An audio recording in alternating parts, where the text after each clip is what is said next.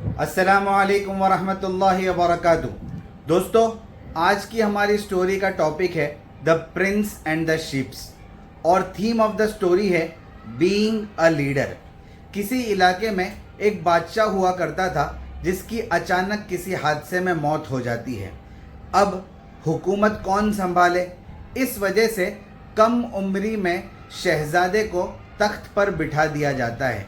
अब शहजादा चूँकि नातजर्बेकार होता है, इसलिए वो हुकूमत को ठीक तरीके से संभाल नहीं पाता। इसके ऊपर होता ये है कि शहजादे के तख्त पर बैठने के बाद फ़ौरन ही पूरी रियाया पर किसी न किसी एतबार से कोई न कोई मुसीबत और नागहानी आफत जो है यके बाद दीगरे जो है आया करती थी। अब ये जो शहजादा था इतने मसाइल को एक साथ संभाल नहीं पाया। इस मौके का फ़ायदा उठाकर पड़ोसी मुल्क के बादशाह ने इस हुकूमत पर हमला कर दिया और पूरी हुकूमत पर कब्ज़ा कर लिया। इस शहजादे को अपनी जान बचाकर सब कुछ छोड़कर वहाँ से भागना पड़ा। ये शहजादा करीब में एक बादशाह के पास पहुँचा जो पहले इस हुकूमत के बहुत ही ज़्यादा करीबी और दोस्त हुआ करते थे। लंबी मसाफत के बाद क्योंकि शहजादा बहुत ज़्यादा परागंदा हाल था, यानी उसके कपड़े जो है बिल्कुल फ़कीरों की तरह थे, इस वजह से उस बादशाह के दरबानों ने इस शहजादे को अंदर जाने नहीं दिया। अब शहजादा बहुत परेशान हुआ। खैर, उसने ये तरकीब निकाली कि किसी तरीके से मेहनत मजदूरी करके कुछ पैसे कमाए और उन पैसों से उसने एक अच्छा और बेहतरीन जोड़ा खरीदा। अब उस बेहतरीन जोड़े के साथ जब वो दरबार में पहुंचा, उसको अंदर आने की इजाज़त मिली और वो किसी तरीके से बादशाह सलामत के पास पहुंच गया।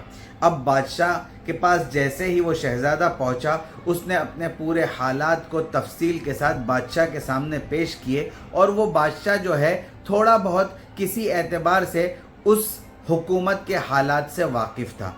अब बादशाह समझ गया कि शहज़ादे का असल मसला क्या है। उसने शहज़ादे से कहा कि ठीक है, मैं तुम्हारी इतनी मदद कर सकता हूँ कि तुम्हें 100 बकरियाँ देता हूँ, तुम उनको ठीक से चराओ, फिर आगे का मसला हम लोग बाद में देखेंगे।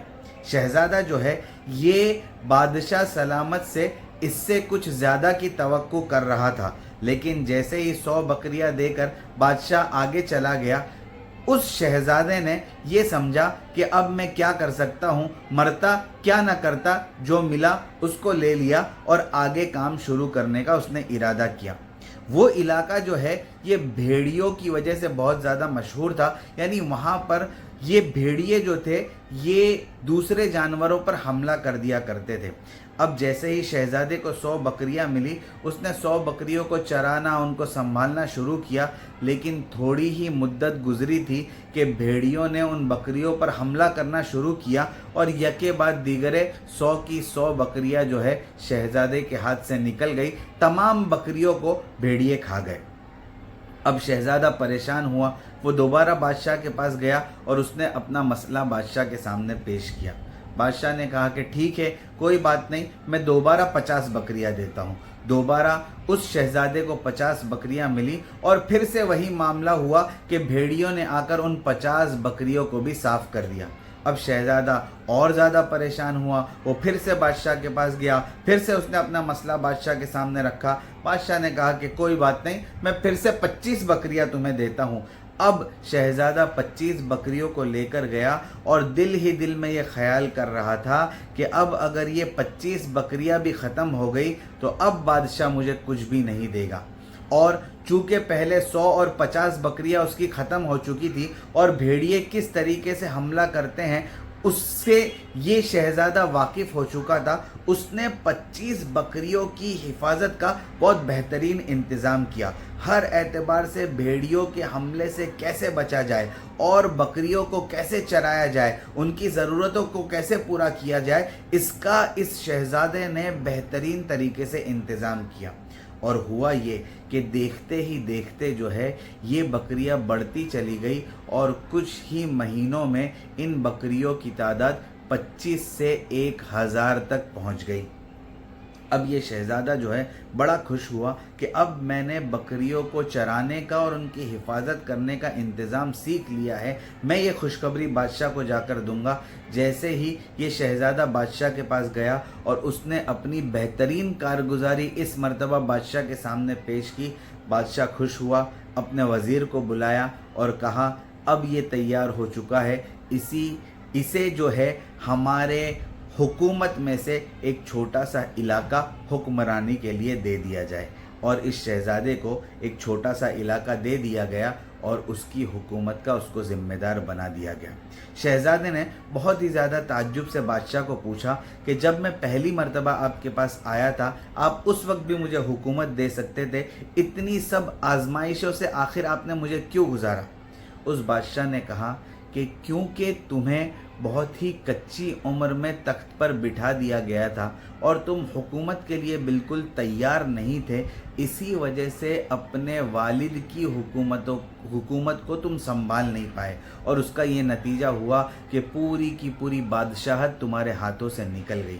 میں نے یہ ارادہ کیا کہ میں تمہیں پہلے ہر طریقے سے رعایا کی کس طریقے سے دیکھ بھال کی جاتی ہے اس کو سکھاؤں گا، اور اس کو سکھانے کا طریقہ میں نے یہ اختیار کیا کہ بکریوں کے ذریعے سے تمہیں یہ سکھلانے کی کوشش کی کہ کس طریقے سے رعایا کو چلایا جاتا ہے، ان کی حفاظت، ان کی پریشانیاں، ان کی مصیبتوں کو کیسے سمجھا جاتا ہے اور ہر اعتبار سے ان کی حفاظت کے لیے کیا اقدامات اختیار کیے جاتے ہیں۔ اور اب جب تم ہر طریقے سے تیار ہو گئے ہو، میں نے تمہیں ایک حکومت اور ایک چھوٹا سا علاقہ دیا تاکہ تم اس کی ٹھیک طریقے سے دیکھ بھال کر سکو اور رعایا کی ہر ضرورت کو بہتر طریقے سے پورا کر سکو۔ دوستو، اس سٹوری کے 3 مورلز اور ورڈز آف وزڈم یہ ہیں۔ کسی ایسے خاندان میں پیدا ہو جانا جہاں پر نسلاً بعد نسلن، یعنی ایک نسل کے بعد دوسری نسل میں قیادت اور لیڈرشپ منتقل ہوتے ہوئے آ رہی ہے، آپ کو ایک اچھا قائد نہیں بنا دیتا ہے۔ یعنی وراثت میں ملی ہوئی لیڈرشپ اور وراثت میں ملی ہوئی قیادت جو ہے یہ آپ کو کبھی بھی اچھا قائد نہیں بنائے گا۔ لیڈرشپ ایک ایسی پوزیشن ہے اور ایک ایسا عہدہ ہے جس کو محنت اور مشقت کے بعد ارن کیا جاتا ہے۔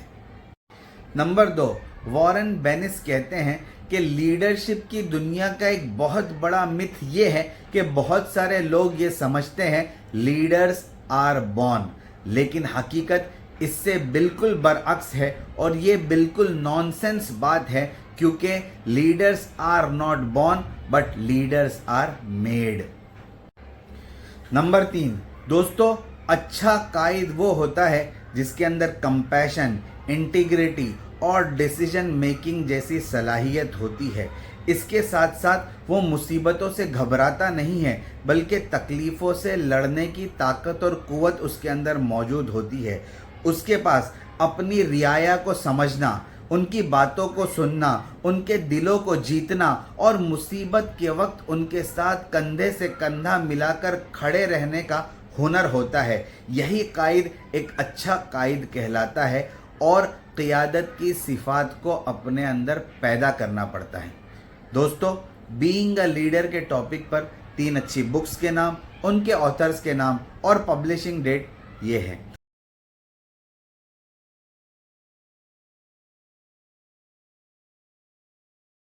تھینک یو ویری مچ، جزاک اللہ و احسن الجزا۔